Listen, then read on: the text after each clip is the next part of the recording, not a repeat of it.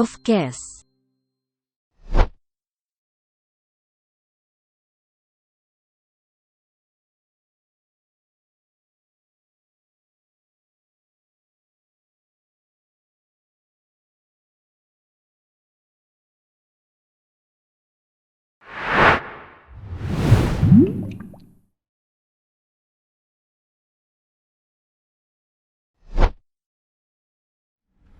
Selamat pagi semuanya. Jumpa kembali di Profcast Fakultas Teknik Universitas Indonesia. Kali ini kita akan membahas unit kerja usaha atau unit kerja khusus di Fakultas Teknik UI yang luar biasa. Nanti kita akan jelaskan. Kita sudah kedatangan kepalanya, yaitu Pak Surya. Selamat pagi Pak Surya. Pagi Pak. Ya. Unit kerja khusus di Fakultas Teknik itu ada beberapa.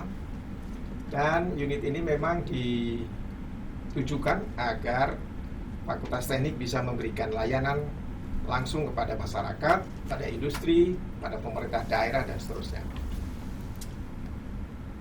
Unit kerja khusus memberikan kegiatan atau melakukan kegiatan berupa konsultasi kepakaran di bidang keteknikan, misalkan merancang gedung, merancang pabrik-pabrik, menguji bahan, dan seterusnya. Tapi kali ini kita akan membicarakan satu unit kerja khusus yang lebih spesifik, yaitu CEP CCIT. Nanti akan dijelaskan oleh Pak Surya apa itu CEP CCIT. Tapi secara singkatnya, CEP CCIT adalah satu lembaga unit kerja khusus yang menyelenggarakan pendidikan non-reguler. Jadi seperti kita ketahui, perubahan zaman terutama setelah ada revolusi industri, revolusi teknologi, revolusi informasi, dan seterusnya, berjalan begitu sangat cepat. Seperti kita tahu, mungkin dalam beberapa dekade mendatang, beberapa bidang kerja tidak akan dibutuhkan lagi oleh masyarakat, tidak dibutuhkan lagi oleh industri. Nah, CEP CCIT ini menyiapkan bidang-bidang kerja, mendidik para mahasiswa untuk selalu dapat relevan dengan dunia kerja. Sebelum kita bahas tentang sisi CEP CCIT dulu, kita ingin mendengar dari Pak Surya bagaimana Pak Surya memandang perubahan zaman yang seperti saya sebutkan tadi ya. Gara-gara teknologi, gara-gara komputer, internet, dan lain sebagainya, hidup menjadi lebih cepat berubah. Ya. Kemudian bidang kerja juga berubah dan seterusnya. Bagaimana Pak Surya menanggapi ini semua? Iya. Silakan Pak Surya. Ya, terima kasih Pak Dalhar. Jadi sebagaimana disampaikan oleh Bapak tadi ya, memang dunia ini berubah begitu cepat. Ada satu istilah yang kita memang sering dengar saat ini, yaitu VUCA. VUCA itu V untuk volatile, uncertainty, U untuk uncertainty, C-nya complexity, dan A-nya ambiguity. Jadi ini sebenarnya istilah ini diambil ya atau digaungkan itu oleh para pebisnis ketika mereka melihat keadaan lingkungan, keadaan industri yang begitu penuh ketidakpastian. Kalau volatile itu istilahnya fluktuatif, kadang naik, kadang turun, kadang panas, kadang dingin. Ya kan, jadi cepat berubahnya, fluktuatif, cepat sekali berubah. U-nya uncertainty, penuh dengan ketidakpastian. Kita tidak pasti. Hari ini sukses, besok kita belum tahu kan. Kemudian uncertainty ya, tadi U untuk uncertainty, dan C complexity, begitu kompleks. Kita begitu kompleks ya. Kita tidak bisa hanya melihat pada satu aspek, tapi berbagai macam multi aspek harus kita pikirkan. Dan A, ambiguity, itu lebih condong kepada ketidaknyamanan. Nah, ini apalagi kepada generasi-generasi SDM kita nih. Kalau ya ini bukan sebuah analisis ilmiah ya, tapi kalau kita boleh tanya mungkin ke adik-adik kita, bagaimana kenyamanan bekerja gitu. Kadang-kadang mereka, wah kalau bekerja di sini kok rasanya uncomfort ya. Jadi istilah comfort itu tuh sudah menjadi hal-hal yang nggak nyaman lah gue kerja di sini gitu. Itu kan ambiguity sebenarnya, udah ambigu ya. Meskipun mungkin gaji tinggi, karir jelas, tapi ada perasaan ambigu gitu dengan keadaan-keadaan yang berubah begitu. Memilih juga sulit ya. Ya, kadang-kadang ya itulah fuca ini. Iya. Dan ini bagi industri ya, bagi industri ataupun bagi masyarakat, fuca ini menjadi sebuah tantangan. Dan sebenarnya kalau kata para ahli, resepnya simpel saja.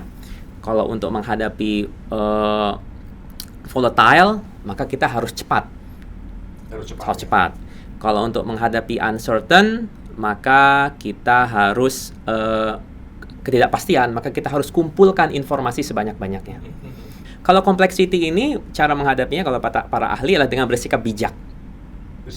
Bersikap bijak terhadap berbagai macam kompleksitas. Wise gitu ya, harus wise ya. Dan yang terakhir ambiguity. Nah, inilah yang sekarang sering digaungkan, yaitu membuka ruang interaksi. Kolaborasi ini menjadi penting ya.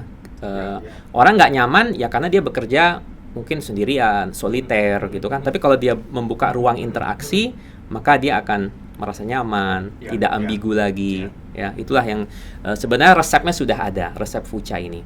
Ya, tetapi yang menjadi fenomena kita saat ini adalah hampir industri kita atau tempat SDM kita bekerja saat ini itu dipenuhi dengan fenomena fuca. Luar biasa, Pak Surya. Artinya seperti tadi disebutkan ya, bisa saja kalau kita itu pada satu saat belajar sesuatu, belum tentu bidang itu akan kita tekuni sepanjang masa kita. Ya, betul sekali Pak. Bisa saja berubah, bisa saja 1-2 hal membuat kita tidak lagi dibutuhkan oleh dunia industri, oleh dunia kerja, dengan bidang yang kita pelajari tadi. Betul gitu ya Pak ya? Betul sekali Pak. Tadi saya mencatat ada satu kata complexity tadi ya, kompleksitas tadi ya. Luar biasa nih Pak Surya ini. Salah satu unsur dalam fuca tadi ya, satu hal yang kompleks. Maka kita tidak bisa lagi belajar yang satu bidang saja. Mestinya kita bisa perkaya pengetahuan kita, keterampilan kita dari bidang-bidang yang lain. Betul gitu ya Pak Surya? Betul sekali Pak. Nah, ini sangat relevan nih buat kita saat ini. Pagi ini kita bicara tentang CEPCC IT itu. Nah, saya tadi lupa memperkenalkan pada kita semua, Pak Surya ini ada lulusan dari Fakultas Teknik UI, Teknik Elektro ya? Pak Teknik Surya. Elektro. Angkatan berapa Pak Surya? 99. 99. Sangat muda ini. Sangat muda tapi prestasinya luar biasa ini. 1 tahun setelah reformasi. 1 tahun setelah reformasi. Dan dunia berubah ya? Pak Dunia Surya, berubah. Itu ya? Iya. Dulu saya ingat, ini satu contoh mungkin kalau boleh saya mereflect balik ya. Saya juga selalu mengatakan ke mahasiswa atau ke adik-adik kita. Dulu ketika zaman saya kuliah tahun 99 sampai 2000 itu, yang disebut hebat itu adalah ketika seorang insinyur elektro itu bisa mengkonfigurasi jaringan komputer, mengkonfigurasi router dan sebagainya, begitu ya. Wah, itu hebat itu. Lulus, saya masih ingat lulus $1.000 gajinya. $1.000 zaman dulu. Oh, itu besar.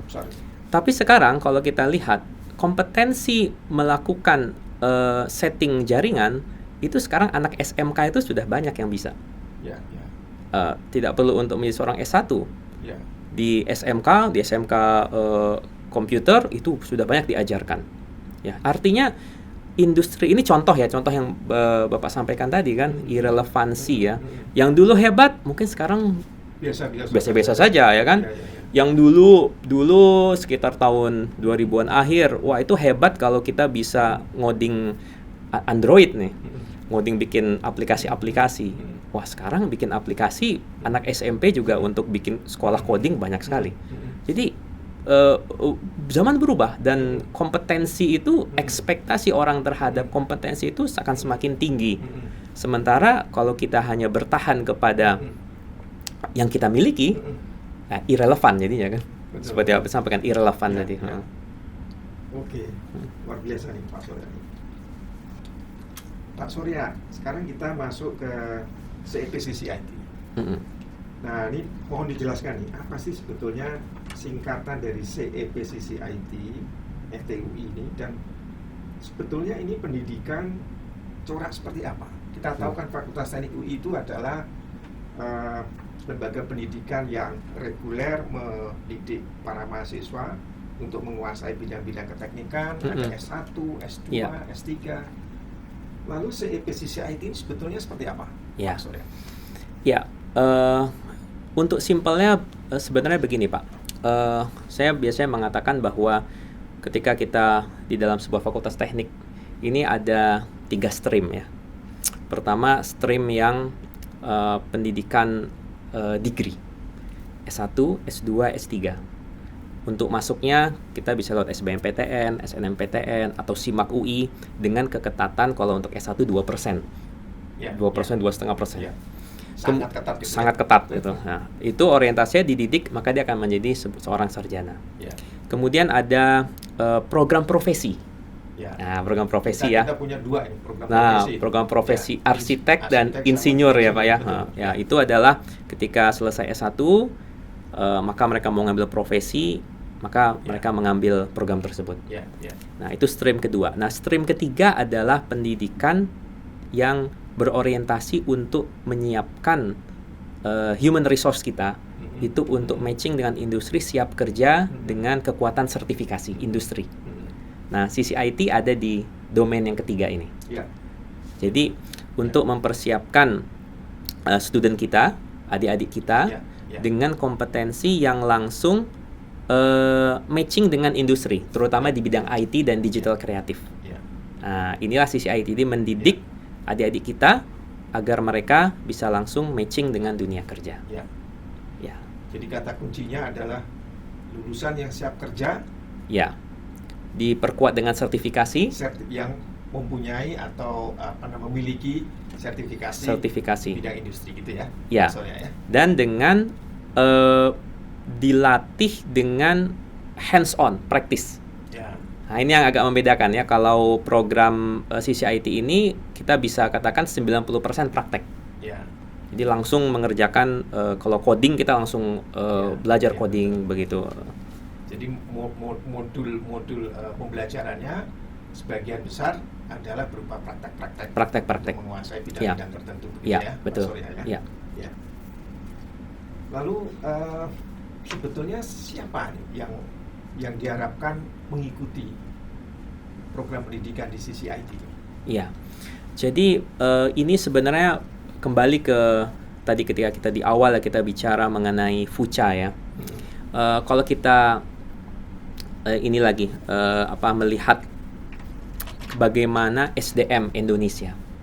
Pak Presiden Jokowi kan menyampaikan bahwa salah satu visi kita, visi Indonesia Unggul, Indonesia Maju ini adalah mempersiapkan SDM unggul.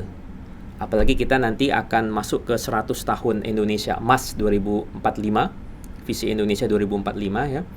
Itu kita akan bisa masuk ke dalam nomor 4 ekonomi dunia. Nomor 4 ekonomi dunia. Baik dengan karena demografi kita, kekuatan ekonomi kita. Nah, untuk bisa menjadi kekuatan ekonomi dunia, maka kita nggak bisa hanya mengandalkan masyarakat kita sebagai objek. Objek misalnya ada jual barang kita beli, kita ini. Tapi kita harus menjadi sebagai subjek. Yaitu orang yang meng-create. Nah, terkait dengan ini, maka CCIT ini berorientasi untuk mendidik SDM Indonesia agar dia menjadi tenaga yang subjek, agar menjadi tenaga yang bisa meng-create sesuatu. Dalam konteks IT, dia meng-create softwarenya, dia meng-create kontennya ya. Kemudian dalam konteks digital kreatif, dia meng-create produk-produk animasi, kemudian meng-create semua yang bisa membangun ekonomi. Nah, targetnya siapa? Targetnya generasi muda kita. Generasi muda kita, terutama adik-adik yang lulusan SMA, lulusan SMK, ya, yang mereka dan juga mahasiswa yang ingin mereka dibekali dengan skill yang matching dengan industri. Nah, skill yang matching dengan industri ini supaya apa? Supaya ketika mereka nanti di dunia industri, mereka akan bisa kuat, berkompetisi dan berkompetensi ini ya kayak berkompetisi bersama SDM lain di seluruh dunia dengan kompetensi sehingga mereka bisa survive di era FUCA. Ini kan seperti teorinya Charles Darwin ini, Pak. Ya, jadi kalau Charles Darwin ini menarik ya. Seleksi alam. Seleksi alam ya.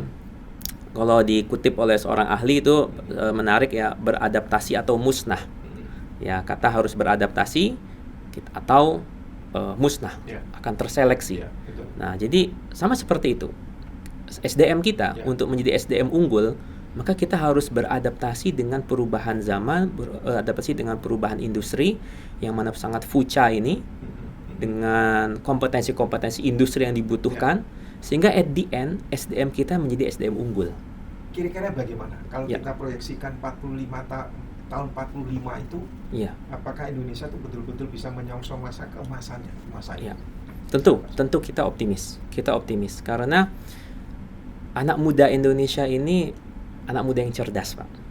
Cerdas. Ya, ya, Ya, ibaratnya kita tinggal memupuk ya. ya, ya. Karena mereka punya semangat. Karena saya selalu mengatakan by default generasi kita cerdas. Ya, ya.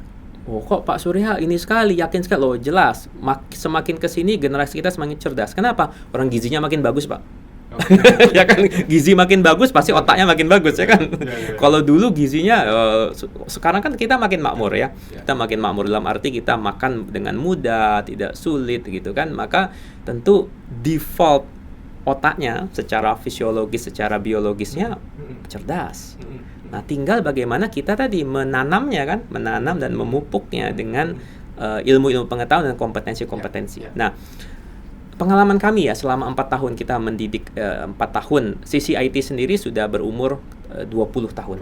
20 tahun. Ya. Dan kami di CCIT, di manajemen CCIT sudah selama 4 tahun. Ya, jadi kami melihat sendiri bahwa kita optimis ya, bahwa future itu ada. Ya, bright future. Ya, insya Allah Ya. Indonesia pasti akan maju dengan talenta-talenta Ya. SDM di bidang IT Ya. dan di bidang digital kreatif. Ya. Ya. Oke, menarik. Semakin menarik ini, Pak Surya ini. Tapi saya ingin kembali lagi sebentar ke tadi fuca tadi ya. Ya. Fuca. Jadi dengan adanya fuca ini atau perkembangan fuca ini, maka mestinya ada beberapa industri itu yang baru, Mm-mm. industri yang eksis, tapi juga ada industri yang hilang. Hilang. Mungkin begitu ya, Ya. Pak Surya ya. Hmm. Mungkin Pak Surya bisa memberi gambaran agak lebih jelas lagi, apa sih industri-industri yang bakal apa namanya nih penting di masa ke depan, dan industri mana yang kira-kira akan hilang? Ya. Pak Surya, silakan Pak Surya. Saya ingin sharing sedikit ya. Saya baru membaca buku, sebenarnya buku tahun 2016 ya. Buku tahun 2016 ya. Penulisnya Alex Ross. Industry's Future. Industri masa depan itu kan seperti apa? Ya. Dia menyampaikan, dia sebenarnya stafnya Hillary Clinton ketika jadi Menlu Amerika. Maka dia berkesempatan untuk keliling dunia, melihat bagaimana industri-industri di belahan dunia ini muncul. Dalam buku tersebut itu disampaikan bahwa ada beberapa area yang akan memang menjadi future ya, menjadi masa depan. Yang pertama itu robotik ya. Kita semua sudah paham robot, semua akan digantikan oleh robot. Ya, tidak semua, tapi secara umum akan digantikan oleh robot. Ya, robot itu bekerja ya. Robot yang paling standar ya, kita mungkin tidak usah membayangkan robot seperti humanoid robot, itu sudah very up ya. Dia bisa merasakan emosi, feeling, persepsi. Chatbot itu juga robot. Kita kan kalau sekarang Pak, misalnya mengirim bertanya ya, atau ke rumah sakit UI itu kan juga yang jawab tuh chatbot ya. Ya, selamat pagi, langsung dibalas. Silakan tekan 0, 1, 2, 3. Itulah robot sebenarnya. Nanti orang yang membalas WA sudah diganti oleh robot. Itu yang paling sederhana. Yang paling advance yang sekarang sedang diteliti ya humanoid robot itu ya. Dia punya perasaan emosi, dia punya perasaan seperti dia bisa merefleksikan seperti perasaan manusia. Itu robotik. Nah, area kedua adalah di sini disebut manusia mesin ya. Manusia mesin ini mungkin lebih tepatnya kalau saya mengistilahkan ini era biotech. Bioteknologi, artinya teknologi dan kesehatan. Ya, di dalamnya termasuk genomik ya. Apalagi dengan COVID sekarang, semua yang terkait dengan bioteknologi itu engineering itu akan semakin dibutuhkan ya. FTUI berhasil membuat ventilator, ya, ventilator ketika COVID. Ya, dan ini akan terus berkembang. Teknologi-teknologi terkait dengan kesehatan adalah merupakan masa depan. Nah, area yang ketiga itu area yang terkait dengan digital. Semua dalam hal tadi, kalau yang pertama tadi robotika, yang kedua bioteknologi. Nah, yang ketiga ini tadi diistilahkan semua itu akan berbasis kode. Apa paling sederhana? Uang kita, Pak. Uang kita itu tidak lagi uang kertas, Rp sekian-sekian, tapi berupa kode-kode. Saya tanya Pak Dalhar, dalam sebulan terakhir berapa kali megang uang kertas, Pak? Udah jarang sekarang ya. Iya, pembayaran kan kode saja. Atau misalnya, Pak, kita sangat bahagia gitu ketika mendapat SMS notifikasi dari M-Banking, teng, payroll masuk. Padahal bahagianya hanya melihat layar TV, layar HP ya, angkanya.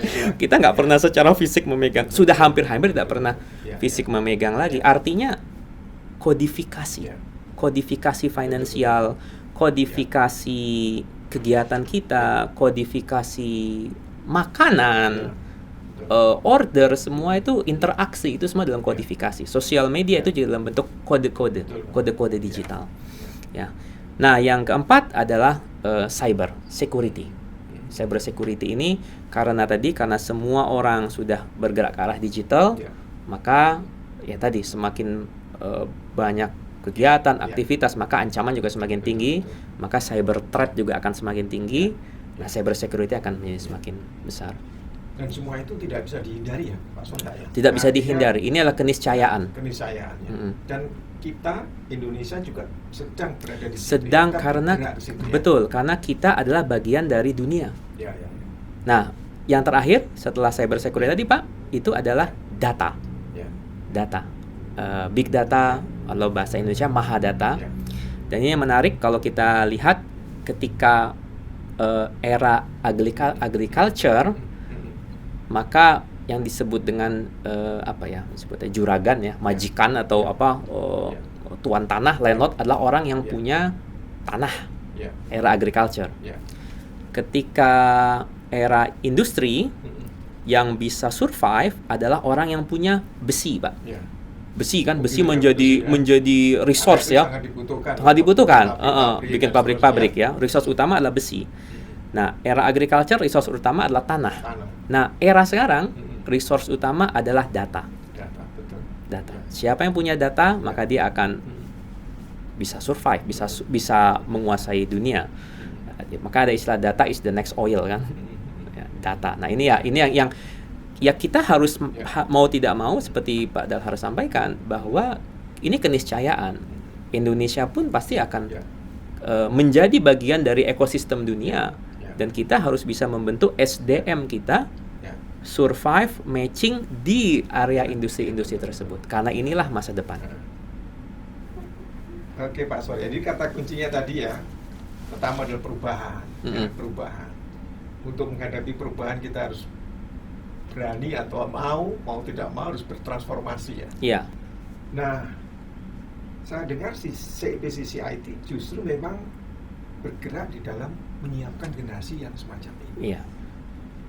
Nah, CCIT sendiri bidang-bidangnya apa saja, Pak Sonda? Apakah bisa diceritakan lebih rinci? Bidang-bidang apa saja yang bisa dipelajari oleh para generasi muda ini di CCIT? Silakan, Pak Sonda.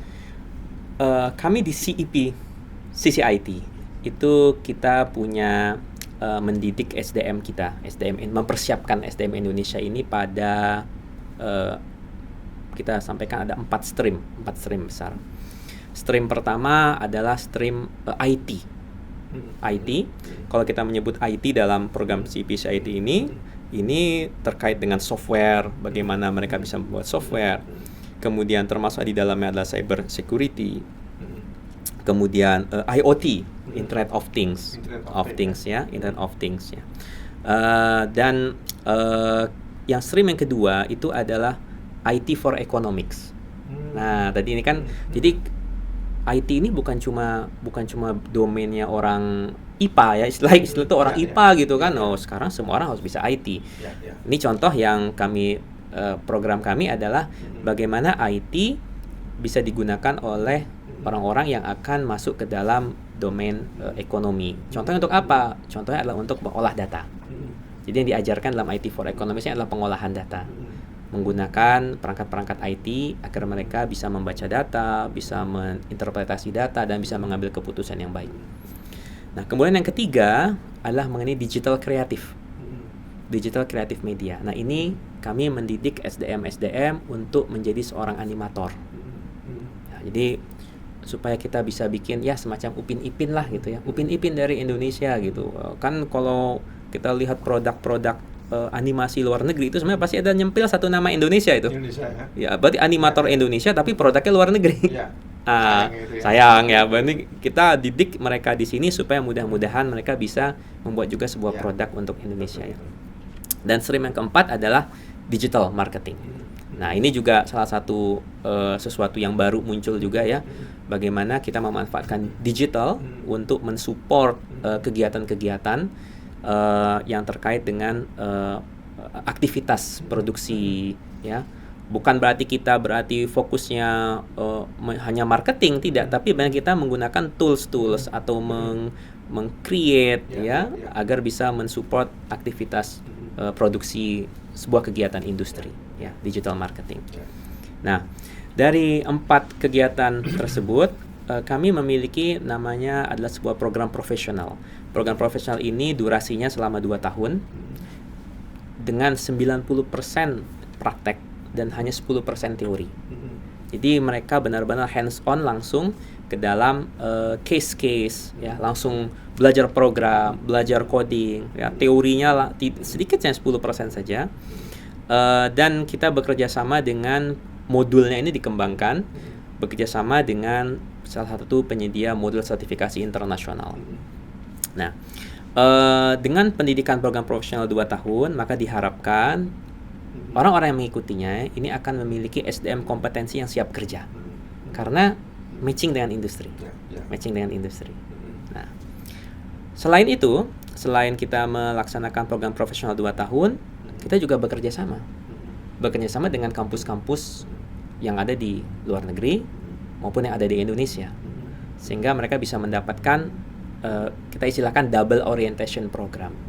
Mereka tidak hanya mendapatkan program sertifikasi ataupun profesional dari CEP CCIT FTUI, tapi juga mereka bisa mendapatkan degree itu dari partner-partner kami yang saat ini sudah ada, yaitu ada di Asia A University, termasuk Politeknik Negeri Jakarta, kemudian dan beberapa kampus-kampus di Indonesia. Ya. Jadi tadi belajar di CEP CCIT ada 4 bidang yang tentunya sangat relevan dengan tuntutan dunia kerja saat ini ya. Yeah. Digital dan seterusnya tadi ya, Pak Surya ya. Dan sangat menyenangkan belajar di CCIT karena langsung praktek gitu ya. Yeah. Modul-modulnya adalah program praktek, teorinya hanya 10%. Yeah. Ya. Luar biasa. Nah, tentang sertifikasi tadi yang disampaikan oleh Pak Surya itu. Sertifikasi ini apakah dua-duanya dapat dari CCIT sendiri, kemudian juga mendapat sertifikasi dari lembaga profesional semacam itu? Iya. Jadi sertifikasi ini sebenarnya adalah sarana pembuktian. Ya. Sarana pembuktian dan pengakuan. Nah, kalau yang internasional kami bekerja sama dengan NIIT India. Nah, sedangkan yang nasional kami sudah terkualifikasi pada standar BNSP, Badan Nasional Sertifikasi Profesi Indonesia, dengan okupasi programmer. Itu kalau KKNI-nya level 5, Pak. Jadi KKNI level 5 ini dengan 2 tahun pendidikan profesional itu setara KKNI level 5. KKNI level 5 sebagai informasi kalau di dalam undang-undang ya, kalau tidak salah tuh setara KKNI S1 itu kan KKNI level 6, D3 itu KKNI level 4 ya. Jadi ini sebenarnya agak di atas D3, di bawah S1, KKNI level 5. Jadi standar okupasi programmer. Nah, ini yang jadi sehingga lulusan daripada program CCIT FTU ini dia bisa mendapatkan sertifikasi internasional dan juga sertifikasi nasional. Ya. Oke.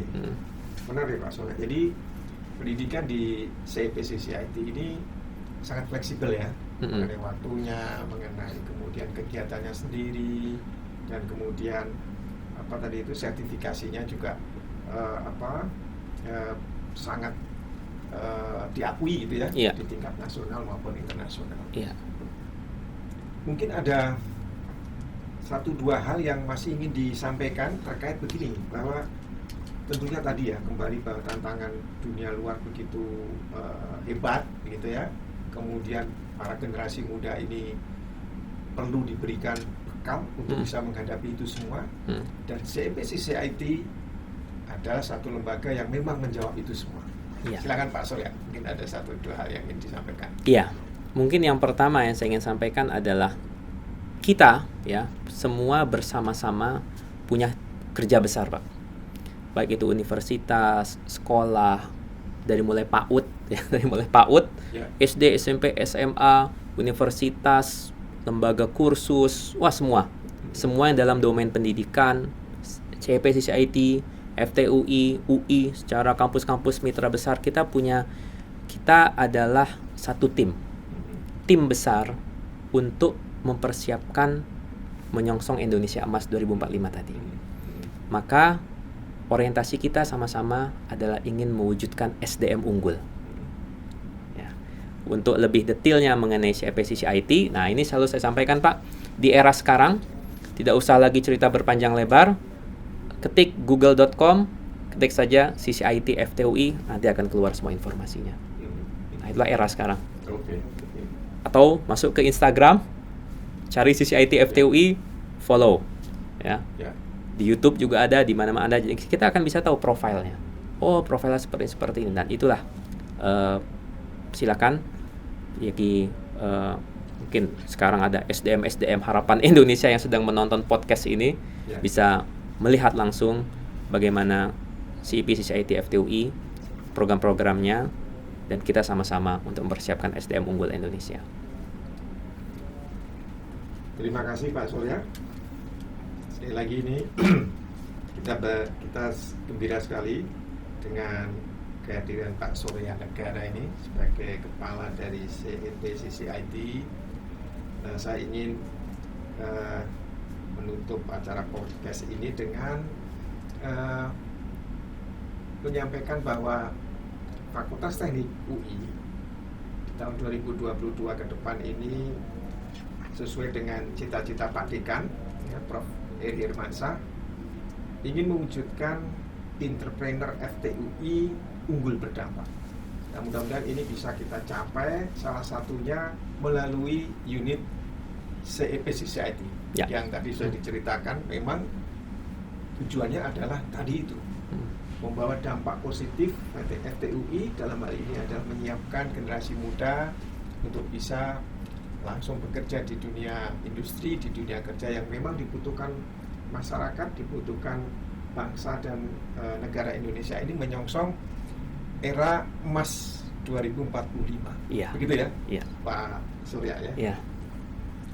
Kami juga mengundang semua pihak, perusahaan-perusahaan yang ingin bekerja sama dengan Fakultas Teknik Universitas Indonesia dalam hal misalkan rekrutmen pegawai, rekrutmen SDM untuk mendapatkan lulusan-lulusan kami terbaik, kami siap memfasilitasi. Baik, sekali lagi terima kasih Pak Surya atas kehadirannya. Sama-sama Pak. Ya. Luar biasa ini pencerahannya tentang perubahan yang dihadapi oleh masyarakat kita dengan perkembangan teknologi, Iya. dan tentunya penjelasan tentang CEP-CCIT. Mudah-mudahan ke depan ini sukses terus buat Pak Surya, Terima kasih Pak. dan kami undang para muda, para generasi muda untuk bergabung dengan CEP-CCIT. Mudah-mudahan kita semua sukses, dan khususnya para generasi muda bisa menyongsong masa depan dengan baik bersama dengan CEP-CCIT. Terima kasih, selamat pagi semuanya.